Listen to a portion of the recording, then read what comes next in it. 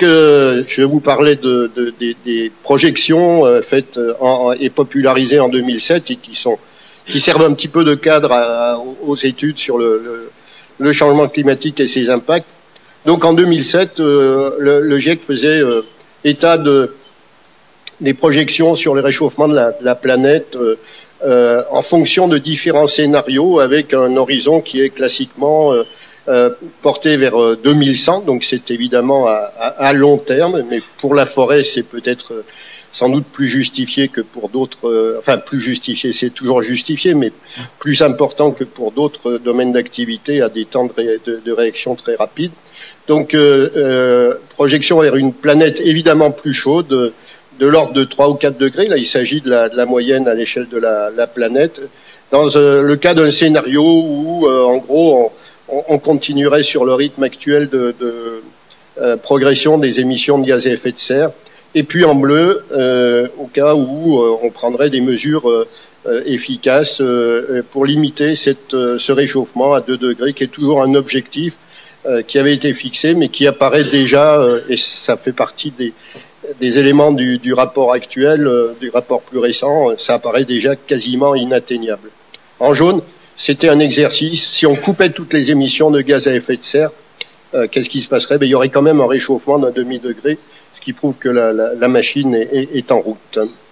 Alors, donc, dans le milieu des climatologues, on admet que ça, c'est les projections que je vous ai montrées à long terme, mais évidemment, celui des 20 prochaines années est à peu près joué, c'est ce qu'on a à gauche, et quels que soient ces scénarios d'émissions qui portent ces noms B1, A1B, A2, vous voyez que la projection est à peu près la même, avec un réchauffement encore modéré, et déjà l'indication d'un réchauffement plus important dans l'hémisphère nord que dans l'hémisphère sud, et en particulier lorsqu'on s'approche des zones polaires. Les raisons, bon, ça peut faire partie des discussions ultérieures. À droite, c'était le climat tel qu'on l'envisageait sur le rapport 2007 pour la fin du siècle, avec donc là de fortes différences entre les différents scénarios. On retrouve en B1 quelque chose de l'ordre de 2 degrés, et puis en bas avec un réchauffement moyen de 3 ou 4 degrés, mais on voit déjà cette différence à l'intérieur du climat de la planète, le différentiel de réchauffement, avec des réchauffements très forts près des zones polaires qui peuvent atteindre jusqu'à 7-8 degrés. Et l'autre élément qui est important pour beaucoup d'activités humaines, l'agriculture, les forêts, etc., les conséquences sur la pluie, donc le rassemblement synthétique des projections dans le cadre du scénario moyen A1B. En bleu, c'est tout ce qui va recevoir plus de pluie, et puis les autres couleurs, vert, jaune et surtout rouge, là où il devrait y avoir au contraire une accentuation de la sécheresse. Donc l'état des lieux de 2007, c'était ces projections avec des zones concernées par cette accentuation de la sécheresse, bien portées en rouge. Alors certains y retrouveront dans nos invités internationaux des zones sur lesquelles ils sont amenés à se pencher, et puis tout autour de la zone méditerranéenne, une tendance assez constante à avoir cette diminution de la pluviométrie annuelle.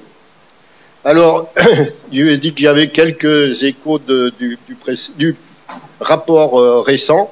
Donc, en fait, le GIEC a souhaité changer la formulation de ces projections vers l'avenir avec des itinéraires. Alors, RCP, je ne donne pas la traduction, mais en gros, c'est des trajectoires de concentration qui se traduisent par un effet physique de forçage radiatif qu'on exprime en watts par mètre carré, ce qu'on peut comparer par exemple à l'énergie solaire. Donc dans le cas le plus fort, ce que vous avez en rouge, donc c'est ce forçage qui pourrait atteindre 12 watts par mètre carré, et puis les cas intermédiaires avec le bleu qui correspond à ce scénario, on pourrait dire sage, de réduction le plus possible des émissions. Alors, le passage aux deux systèmes a été fait parce qu'on a plus d'interactions possibles avec les scénarios économiques, alors qu'auparavant, les scénarios A1, B1, etc. Étaient déjà déterminés par des trajectoires économiques a priori. Bon, ceci étant dit, ce qu'on a vu ces dernières années au niveau des modélisateurs du climat, c'est que ces scénarios sont pas très différents finalement de ceux qu'on avait avant. Vous voyez en pointillé le petit rouge qui était le scénario A2 qui ressemble furieusement au rouge. Le RCP 8.5 est plus fort. C'est un peu le scénario catastrophe pour le moment, mais les familles de scénarios en gros se valent. On retrouve nos petits là-dedans. Et dans ce graphique un peu synthétique, sans se préoccuper du pH de l'océan en dessous ou de l'extension de la glace, c'est évidemment important, mais on ne peut pas le voir trop aujourd'hui. Vous voyez des projections avec les deux grandes familles en rouge.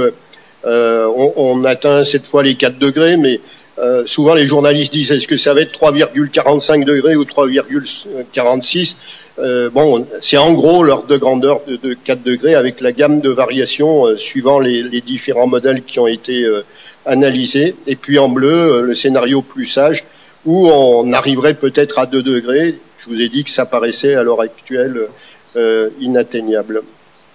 Alors, bien sûr, le GIEC a fait l'analyse de ces données, mais c'est l'analyse basée sur des publications comme celle-ci. Et j'ai repris celle-là, c'était avant d'avoir les sorties du GIEC, pour vous montrer que les tendances ne changent pas fondamentalement. Donc sur la gauche, on a des projections avec les différents scénarios. Donc en haut le scénario le plus sage, en bas le scénario le plus fort. En gros continuation et même plus que scénario d'émission actuelle. Vous voyez les valeurs de réchauffement qui dépassent 6 degrés dans ce cas-là. Et sur la droite, les projections sur la pluviométrie, où vous retrouvez pratiquement les tendances que je vous ai exposées auparavant. Évidemment, avec un scénario d'émission plus limité, ce que vous avez en haut. Les réductions de pluviométrie dans les zones les plus concernées, en bas, sont beaucoup plus faibles. Donc, mais on retrouve en bas la zone méditerranéenne, l'Amérique centrale et de l'Ouest, etc. Donc, en gros, peu de changements par rapport à ce qu'on envisageait il y a quelques années. Il y a une certaine stabilité, continuité dans les projections.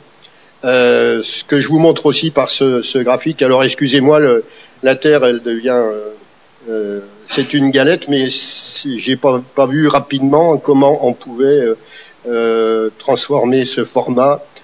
Si on veut avoir l'information, il aurait fallu couper. Bon, voilà, bref, je pense qu'à ce niveau-là, on voit bien à nouveau la Terre qui se réchauffe à gauche modérément, en haut, et beaucoup plus à droite. Donc ça, c'est la sortie du GIEC qui est assez voisine du travail individuel précédent, et la précipitation. Vous retrouvez pratiquement les mêmes graphiques. La tendance est lourde dans tous les laboratoires de modélisation. En dessous, il y a la banquise du polaire et puis l'acidité de l'océan qui est aussi présentée dans ce graphique.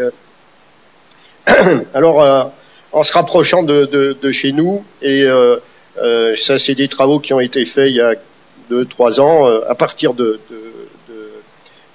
Météo France, hein, c'est le labo du CNRM de Toulouse qui avait contribué à une étude avec nos collègues de l'INRA par rapport aux conséquences sur les végétations. En termes pour caractériser la sécheresse, dans un scénario moyen, A1B, c'est celui qui avait été retenu, qui est souvent envisagé comme finalement le plus probable, pas trop extrême, ni d'un côté ni de l'autre, et traduit en P moins ET0. Alors P, c'est la pluie, ET0, c'est l'évapotranspiration potentielle de référence, donc c'est quelque chose qui traduit bien les caractéristiques climatiques de la sécheresse. Vous voyez le passage de la France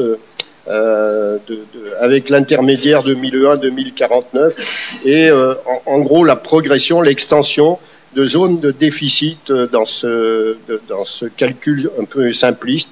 La zone jaune qui envahit un petit peu tout, et la zone bleue avec des pluviométries excédentaires par rapport à l'évaporation, toujours à l'échelle annuelle, qui se rétrécit. Sur les projections futures, Météo France propose des sorties qui étaient sur un site de l'ONERC, l'Observatoire du réchauffement. Je pense que ça y est toujours. On peut consulter, là je crois que c'était Saint-Martin-de-Crau, par exemple, en sortie d'humidité, avec une dominante qu'on retrouve très légère ou à peine diminution de l'humidité, avec la très forte fluctuation interannuelle, et une chute, mais plutôt à partir de 2050. Donc ça, c'est quelque chose qui ressortait fortement de ces simulations, qui interroge, qui pose des questions. Peut-être on en reparlera après l'exposé suivant. Mais en gros, sécheresse renforcée, oui, mais pas tout de suite.